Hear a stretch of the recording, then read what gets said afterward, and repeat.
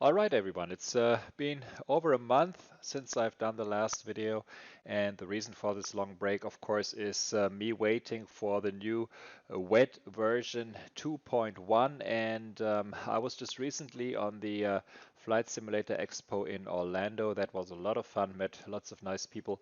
And just before that expo, Michael Minhar, the guy that's doing a lot of wet work these days, released version 2.1 for Windows, and you can download that here on xdeveloper.x-plane.com tools world editor. And this is what I'm basing my videos on. This is really a breakthrough as it pertains to facade modeling, and that is what we'll be doing on this video. Now, the facades are pretty much one of the most important features that you'll be using for making airports. And this little airport that we're doing here doesn't really have that many objects that could be made with facades, but I'll show you how it works nonetheless. WET 2.1, the main new feature of it is the so-called facade preview. If you open up the library and, for example, you go to airport and then common elements, there's facades are all over. All the entities here, all the items that end with the .fac are facades. And let's go to miscellaneous buildings, and you have, for example, the cargo terminal facade. And this is the new stuff down here. The preview window will now show you what the facade actually looks like. Previously, you kind of had to remember what it looked like. Now you have a nice preview window, and if you rotate this one, it works with clicking the left mouse button and moving it around. Then you can see that the facade here changes in real time. And if you can see that there are different walls on every facade. And as you turn that around, you see the different options. If there are more than 4 options, you would get new options as you keep turning it around. And if you hold down the right mouse button and move that sideways, you can make the facade more wide. You can even move it up and down. Now, it doesn't work on this one.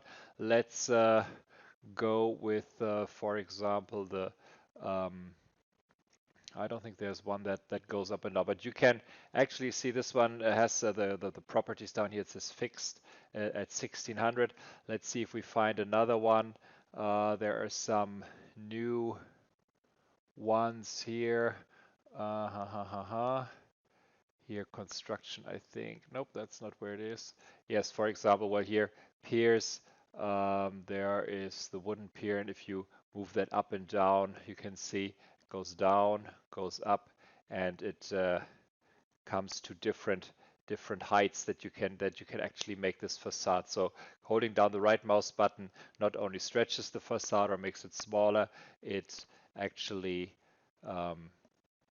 also raises it up and down, like as you can see. So this is really great. You don't have to remember what the facades look like anymore, and you can also see what heights or what different properties the walls can assume. And that's what's making these facades so incredibly useful. For example, here you have the white warehouse, and you can see if you make it wider, it has different sides to it, different doors, and of course, you know, this was really tedious before. You basically had to remember what every facade looks like, because as you place a facade, you will only see the top-down view. Let's do this real quick. I'm going to place this cargo terminal, and you place that just like you would place any regular polygon. Click, left click here, left click here, left click here. Now these are the so-called closed facades, so you have to click again on the first one, which was started down here, to make it a facade. Now you just see the top-down view, and of course the new stuff in Web 2.1 is that you can see these protrusions here. You can see these. Oops, let me turn this around. This is obviously the default side that we see. It's called wall loading roll-up doors, and this is what the default setting for this facade is. Now previously you would only see this outline, had no idea where those trucks would really go. But now you do, and that makes it really easy to set this. Now you can see we place the facade. It's over here, cargo terminal facade, and you have the properties here. Again, you can see the name, you can see the height, you can change the height here. Now it really doesn't matter because as you saw, this cargo terminal facade can only be one height. Usually facade heights come in certain steps. They're like 5, 10, 15, 20 meters or so, or even for example, there's a hangar facade you can see here. It basically only comes in two heights. This is the one height and this is the second height, and it just doesn't come in different heights. It's just two heights. So they're like uh, certain preset heights that you can assume, like if you place buildings like office buildings, these heights pertain to the different stories. Basically, you can't just say this should be 7.25 meters high. You have to live with what the facade designer put in for height, and this is what's actually making these blue and white hangar facades so not useful for small airports, because you see the heights are 18 and 28 meters, and 18 meters is too high for a small airport like this. You could only use it for bigger airports. This is like a big maintenance hangar, and that's what making these facades not suitable for smaller airports. So basically this is all out of the bag now. You can see immediately what you get before you put that down, and I'm just going to show you how to change the facade once you plopped it down. Of course you can select and drag it like you did the polygons. You can add nodes with the Alt key. You can delete nodes again, just like we did before. And of course, you can change properties of the nodes. This is just like we changed the properties for the lines. You can see this wall is the loading roll-up door. If I make it a loading personal door, it changes to the personal door. And if you want to see this preview again, we would look again at the cargo terminal, and if we turn this around, see these are the loading personal doors. So if you say, hey, I want this wall to be loading personal doors up to here, and then I add another, oops, wrong, I have to go to V again, select the facade, hold down Alt, click to add a node, and then from here on I want it to be a solid wall. Then you could just make it just the way you want it. Of course, you can't look at it from the side right now, can only have the top-down view, but it's much easier to place the buildings and the facades just the way you like them.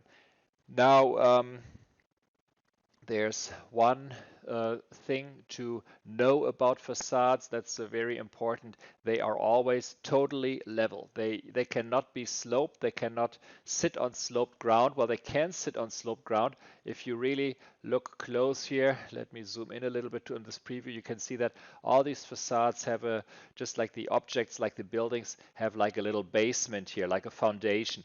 And this is the way they work. If you place a facade, you determine the elevation of the facade with placing the first node. Remember, this was the first node we placed. It's node 1. So X-Plane will look at the height of the ground right here, and this is what your basically the ground level of the whole facade will be. Now, if this is a really sloping airport and it slopes up this way, then this side over here would be buried inside the ground. Or if you did it the wrong way, if you made node 1 over here and it sloped up this way, then this side would be floating.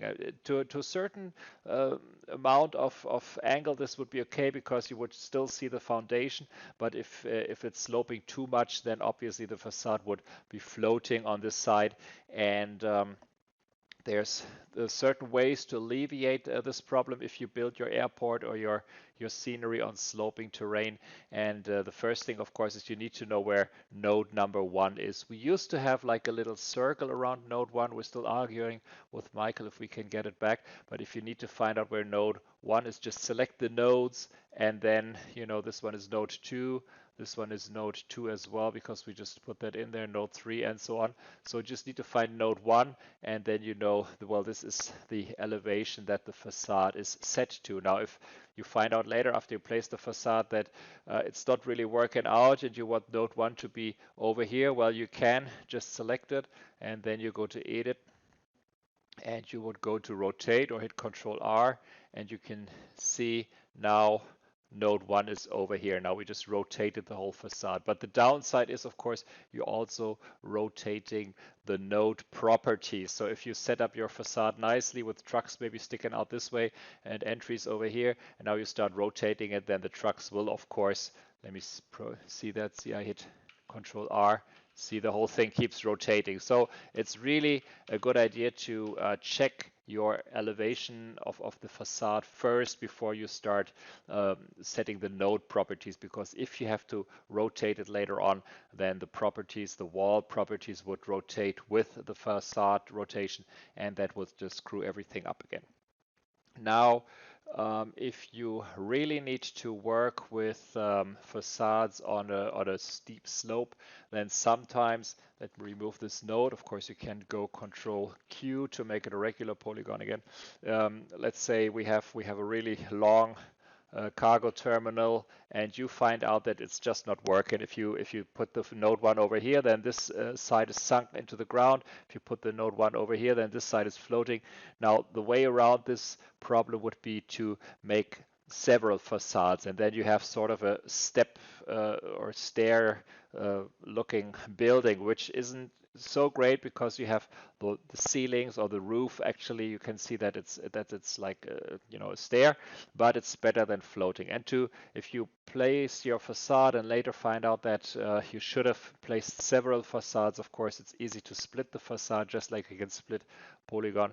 For example, you could add nodes and then split along, or you can just, if you want to make it really nice, you go select these two nodes, you can hit Control E to split, hit Control E again to split, do the same thing over here, select this one, Control E, Control E. Now you have these nodes perfectly opposite each other, and then you can just select this node and this node, go Control E, and see this node, hold down Control to select the other one as well, Control E, and do it again. Select this one, select this one, hold down Control, select this one. Now you have both selected, Control E. See, now you have split the facade up into 4 symmetrical sections, and of course you can see that this inside is changed to the default facade with the trucks sticking out. You wouldn't probably see them because they're inside the building, but of course they're still rendered, so you would want to change that, and then just change that to solid walls. Oh, that was the wrong one. It's hard to find out. See, I selected both of these nodes here. Now I have both nodes selected over here, and you just have to experiment. Select this one to solid walls. This one wasn't it either. Over here maybe, nope. And then it must be this one. There we go. So it must be the first one over here, solid walls, and so on. So now you would have this this 4-way split building, and it would adhere to the ground much better if you had a slope than just one long building. And of course, if you found out you overdid it, you can easily select these two and then go merge, and they would become one building again. Then all you'd have to do is delete these two nodes, and you're back to what you were, almost back to what you had before. Now it's also easy to change the type of the facade. If you found out later, well, I didn't want to place down the cargo terminal, I wanted to take the warehouse instead. All you have to do, just like we did before with the objects, you have to highlight the resource, you go Control C to copy it, you go over here, you hit Control V to paste it, and hit return, and now this has become a blue warehouse. It's still called cargo terminal. Remember, when we changed the resource, the name doesn't change because the name is just arbitrary. You can change, you can call it whatever you want. I call it Jan, and see, it doesn't change anything. The name changed, but the resource is really what determines the type of the facade. And if you don't believe me, then you can see, I can zoom this out, and I'll make this one the 1-story, and you see this is the side that we see when you select 1-story. You get this little building here with the cars in front, and this is what we see over here. Now, one important thing when I'm kind of like mentioning this now, as I'm almost through with a facade video here, you have to have pick walls selected. If you don't do that, then the facade will be just default. click on this. It is default. You don't get any preview at all, but what happens if it's default, it will just show whatever you saw here. So it will show the trucks. It's not showing a preview if the pick walls is not selected.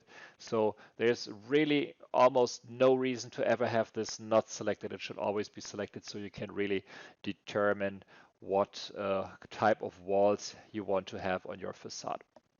Now this is almost everything there's to know about the regular facades. We'll have another video shortly that shows you how to place facades related to the terminal kit, which is its own beast, so to say, entirely.